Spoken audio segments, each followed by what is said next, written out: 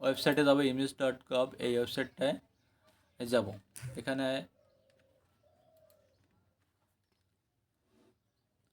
এই ওয়েবসাইটে প্রবেশ করলাম। প্রবেশ করার পরে এখানে দেখুন যে এমপিও ইএফটি, এই যে এমপিও ইএফটি, এখানে কিন্তু এই অপশনটা অ্যাটাচ করছে, MPO EFT online application and payment process. এখানে এটাতে ক্লিক করতে হবে, অনলাইন অ্যাপ্লিকেশন ক্লিক প্রসেস, এটাতে ক্লিক করার পরে এখানে ইউজার আইডি পাসওয়ার্ড দিতে হবে। এখন ইউজার আইডি পাসওয়ার্ড আপনারা যে ইমেজ সেলে প্রবেশ করেন এমপিও অ্যাপ্লিকেশনের জন্য, এমপিওর আবেদনের জন্য যে ইমেজে প্রবেশ করেন, লগ ইন করেন, সেই আইডি পাসওয়ার্ড দিয়েই কিন্তু প্রবেশ করতে হবে এই পোর্টালটায়। তো আমি প্রবেশ করলাম। এখানে প্রবেশ করার পরে এখানে কিন্তু এরকম অবস্থা একটা ফিগার চলে আসবে। এখানে কি আপনার কিন্তু আপনার যে ইসের রাউটিং নাম্বার এখানে সার্চ করতে হবে।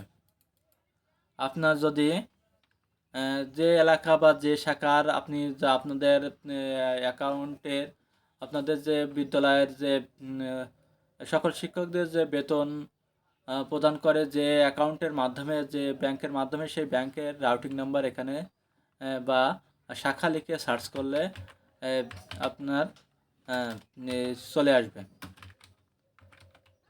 এরকম শাখা লিখে সার্চ করতে হবে। শাখা লিখে সার্চ করলে এরকম চলে আসবে। চলে আসলে এখানে টিকমার্ক দিতে হবে।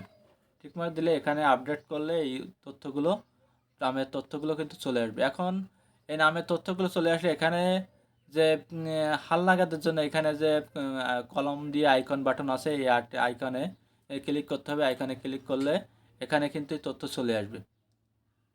এখন এই তথ্য চলে আসার পরে এখন এই তথ্য কিন্তু এখান থেকে এই যে ক্লিক করলে এখান থেকে যদি আপনার এটা সঠিক থাকে তাহলে এই পাশে ক্লিক করবেন, সঠিক হয়ে গেল।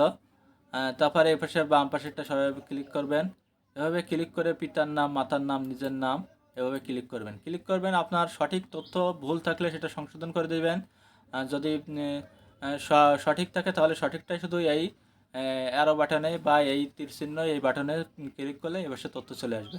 এই পাশে অর্থাৎ আপনার এখানে কিন্তু লিখে দিচ্ছে বিদ্যমান এমপিও শিট অনুযায়ী এমপিও শিটে যে তথ্য রয়েছে এবং সংশোধিত হালনাগাদকৃত যে তথ্য রয়েছে, এখানে হালনাগাদকৃত তথ্যে আপনার এই তথ্যগুলো প্রদান করতে হবে। তো এখানে এইভাবে সকল তথ্য কিন্তু এভাবে আপনি এইভাবে ক্লিক করে কিন্তু আপনার তথ্যগুলো চলে যাবে। চলে যাওয়ার পরে এখানে আপনার ব্যাংক হিসাবের নাম দিবেন। আপনার ব্যাংক হিসাবের নামটা কী হবে বা কী আছে সেটা দিবেন। আপনার যে এই বইটা আছে, আপনার যে ব্যাংক উত্তোলনের টাকা উত্তোলনের যে চেক বইটা আছে, সেই চেক বইতে আপনার কী নাম দেওয়া, এখানে ইংরেজিতে শুধু ইংরেজি অক্ষর দিতে হবে, অর্থাৎ ইংরেজি অক্ষরে লিখতে হবে। কোনো অন্য কোনো কমা, ড্যাশ এসব কিছু বসানো যাবে না। যদি নামের প্রথমে অংশটুকু লেখার পরে স্পেস দিয়ে দ্বিতীয় অংশটুকু বা তৃতীয় অংশটুকু এভাবে লিখবেন। তো তারপরে ব্যাংক হিসাব নাম্বার দিবেন, পে কোড দিবেন, বর্তমান স্কুল, নিজ জেলা, এভাবে দিয়ে আপডেট করতে হবে। এই হচ্ছে ইএফটি তথ্য প্রদান করতে হবে। ইএফটি তথ্য প্রদান, এভাবে আপনার তথ্যগুলো আপনি কারেকশন করবেন। এবার কারেকশন করার পরে আপনার কিন্তু তথ্যগুলো দেওয়ার পরে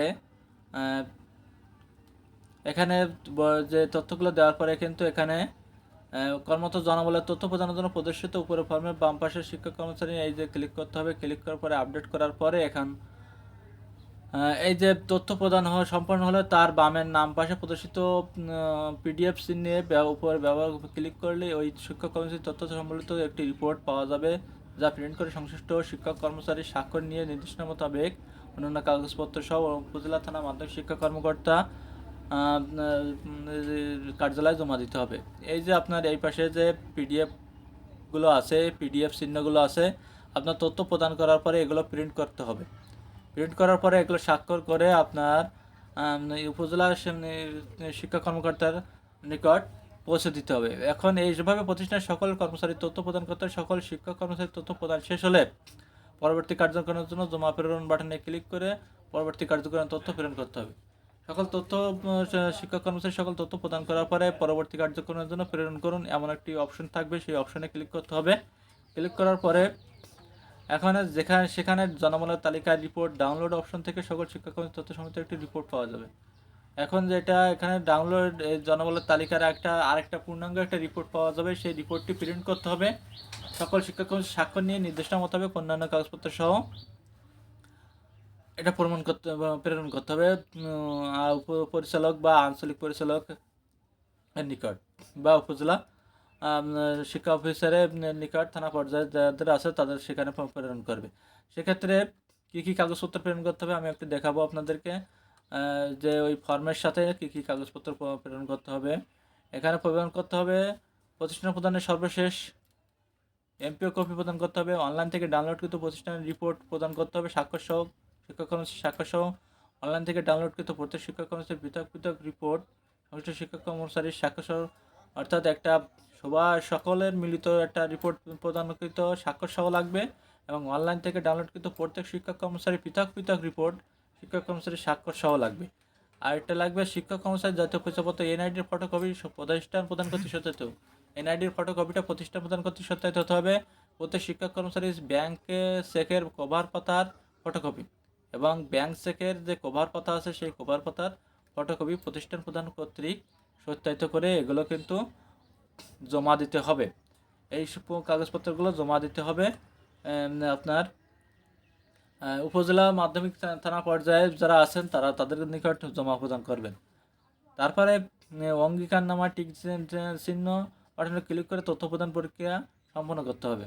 একটা অঙ্গীকারনামা থাকবে, সেই অঙ্গীকারনামায় টিক চিহ্ন প্রদান করে তথ্য প্রদান করতে হবে। প্রতিষ্ঠান প্রদান করতে প্রেরিত সকল তথ্য উপজেলা থানা মাধ্যমিক উপজেলা এবং প্রতিষ্ঠানের প্যানেল প্রদর্শিত হবে, যাচাই কোনো শিক্ষক এভাবে হচ্ছে তথ্যটা প্রেরণ করতে হবে।